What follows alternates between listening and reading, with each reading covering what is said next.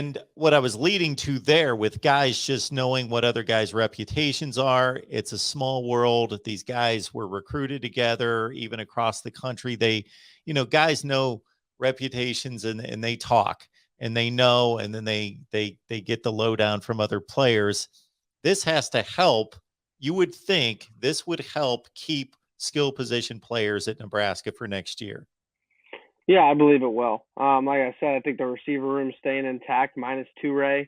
But hopefully, Mickey Joseph and these guys can develop a little bit more. And yeah, the running back room, I think it's kind of still a question mark. I know Nebraska wants to get more into that, but looking at the new offensive coordinator, Mark Whipple, and some of the things he did with Kenny Pickett, I think it's hard to sit here and say, I think a lot of fans, especially Nebraska Twitter, from what I've been reading a lot, they get into this, mindset of looking at what Kenny Pickett did, and they're like, it's going to happen with Casey Thompson. It's going to happen with whoever we get. Not exactly. Kenny Pickett's a really, really good talent, and it's hard to sit here and say it's going to happen again. But, you kind of see some of the systems he runs, and he allows the quarterback, Kenny Pickett, not the most mobile guy when he first started at Pitt, but he really came to his own running for over 400 yards this year. And that's taken sacks off the board. They take yards off. So he was able to show his athleticism a lot more than people thought. So I think Whipple's going to him and Frost are going to have this system together where they're going to make sure that the quarterback's moving, but at the same time, finding those open reads. They love the tight end room. It's going to be great for Nebraska with Vokalek and Fedone. So I think that there's a lot of skill positions that are looking good, and I'm glad they went after some offensive linemen in the portal to kind of shore up some of their problems they've had on the offensive line. But yeah, I saw somebody's comment on here that said, how many years of eligibility does he have left? I'm pretty sure it's 2 from what I know. I know he's played 3 seasons technically at Texas, but you had the COVID year, and I'm not sure if he hit the redshirt mark in his first year playing, but I know he has 2 for sure. Yeah, that makes sense. We could go through it, but yeah, that makes sense. Chubba Purdy, Florida State backup quarterback, backed up Mackenzie Milton, Jordan Travis, and he was a pretty good prospect as the 7th rated dual threat quarterback coming out of high school in Arizona. I got to admit, I couldn't remember whether that had gone through, that he had transferred, or we've just talked about it so many times on our shows and so forth that we had just talked about that it's pretty much considered close to a done deal. I know he's been on campus. It doesn't appear as though it's official, though, that he's determined that. Where are you on Chubba Purdy? Yeah, from what I know, he's visiting next week. Official visit on the campus next week. Yeah, all signs point to it happening. And I think, people are a little bit worried because, they look at guys like Smothers, look at some of the young guys that have in Harburg and Torres, and they're like, if we bring in too many quarterbacks, they're going to leave. But I don't think you can look at it that way when you're looking at college football today because everybody transfers. You just have to go get numbers, and guys will leave. Even if you don't get numbers, guys will still leave. So it's better to have some security there. But, I think he's a young guy, like you mentioned, he really this year, I think at Florida State, he only threw 5 passes. He's 5 for 5 for 95 yards and 2 touchdowns against UMass. So, yeah, but he's got a lot of dual threat ability in his game. So I think it's a good young guy to bring in for competition because you don't want to just sit here and be like, oh, we're going to put all our chips in one basket with Casey Thompson. Because if he goes down and you got some upset quarterbacks behind him, it could blow up. So I think you bring in more competition, make these guys. But, I like the dual threat ability of Chuba Purdy.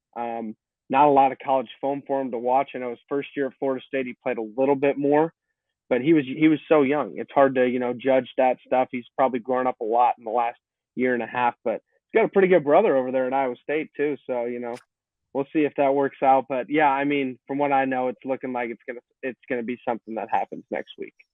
Yeah, he can learn a lot from his brother. If you're not aware, Brock Purdy, Iowa State quarterback who won more games there with the Cyclones than any quarterback in Iowa State history, finished up his career against Clemson a few weeks ago and took Iowa State to a Fiesta Bowl 2 years ago. So the only thing to determine with Purdy is how to pronounce his first name. Chubba. I hear both. I have both come out of my mouth sometimes. I keep thinking that Chuba Hubbard, the running back at Oklahoma State, was Chuba, and there's an extra B with Chubba. So maybe it's Chuba. I don't know. So we'll figure it out. when he actually gets to Nebraska. But yeah, I know that I already stated it, but people need to let it soak in. When you're talking seventh rated dual threat quarterback in the country coming out of high school, he's got a lot of talent. He was highly regarded coming out of high school, and he top 200 player overall, sixth rated player in Arizona. So he would be a great one.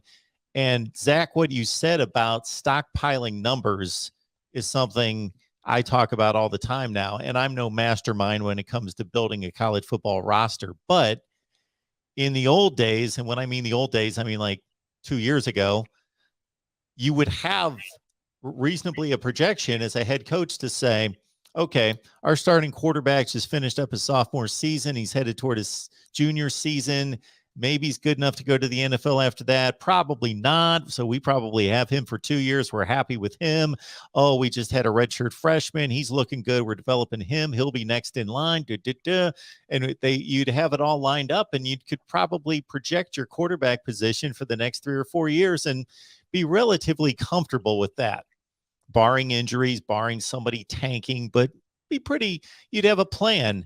Now you can have a plan, but you better just stockpile the room and assume, okay, if we got 4 quarterbacks that are really good, 2 of them are going to leave, and we might be able to talk the backup into staying. Hopefully we can talk the backup into staying, and the starter's going to stay most likely.